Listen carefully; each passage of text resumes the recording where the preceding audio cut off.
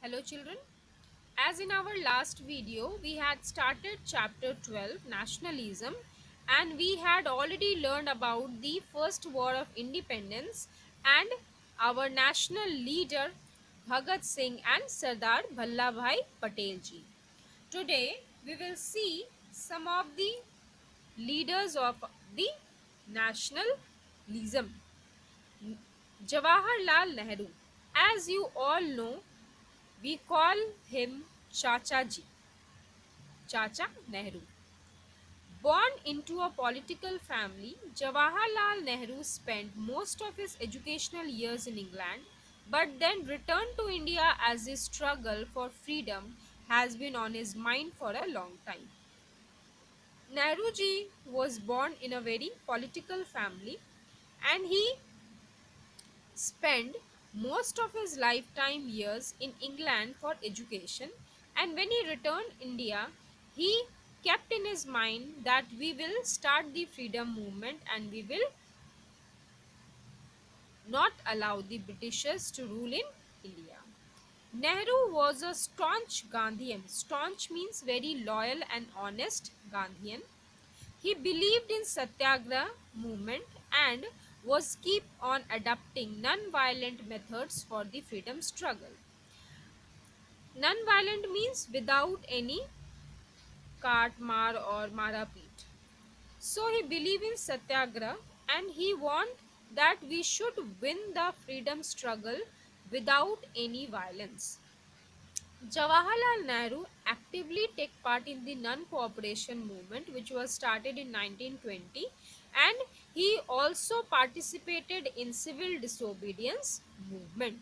The last days of freedom struggle saw vigorous campaigns by Nehru, who was lovingly called Chacha Nehru, and he actively participated in the freedom movement and helped all the other leaders at their best to win the independence.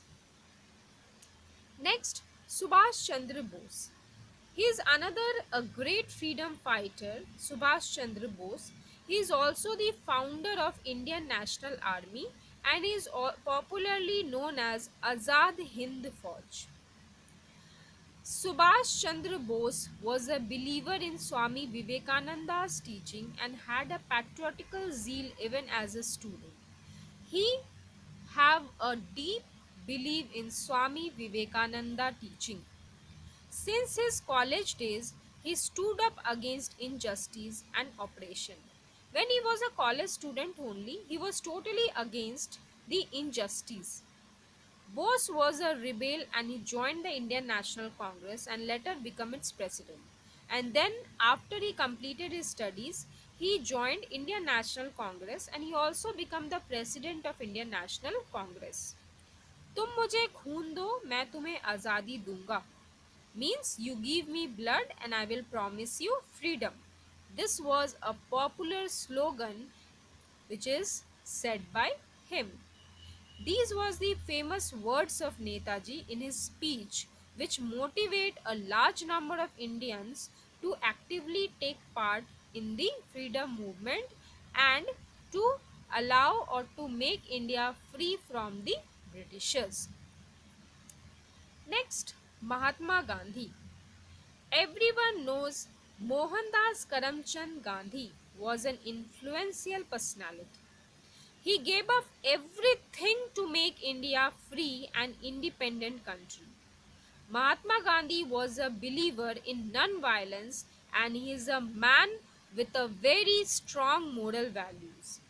His countless contribution to the country include his efforts towards easing poverty, expanding women's rights, ending untouchability, and above all, bringing Swaraj or self-rule. He contributed his entire life for the upliftment of India and to make India free from the Britishers. He took many steps to erase poverty, untouchability, women's rights, and Swaraj.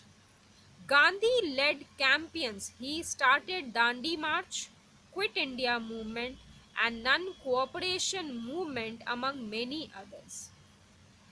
If it wasn't for this man, India would have continued to live under colonial rule for many more years. If Gandhiji was not there, we wish that we should never imagine our freedom struggle or our freedom life without the contribution of this man.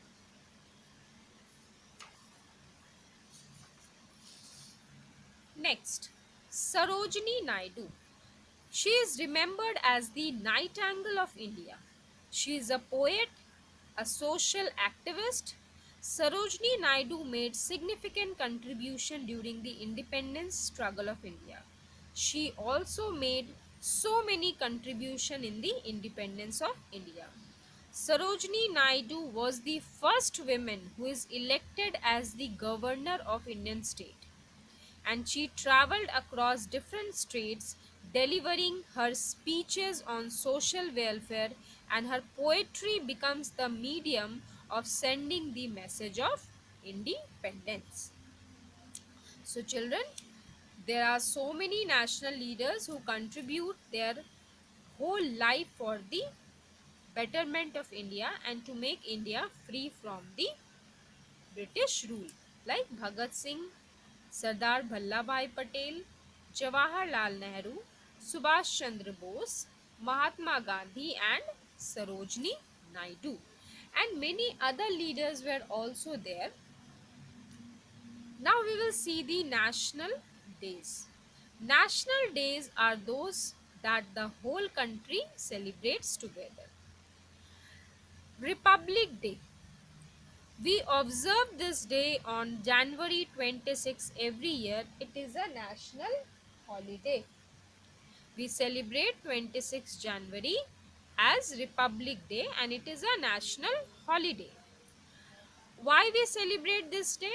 On this day, 26 January 1950, our Indian Constitution, जिसे हम संविधान कहते हैं, came into force and India became a truly sovereign, democratic and republic state.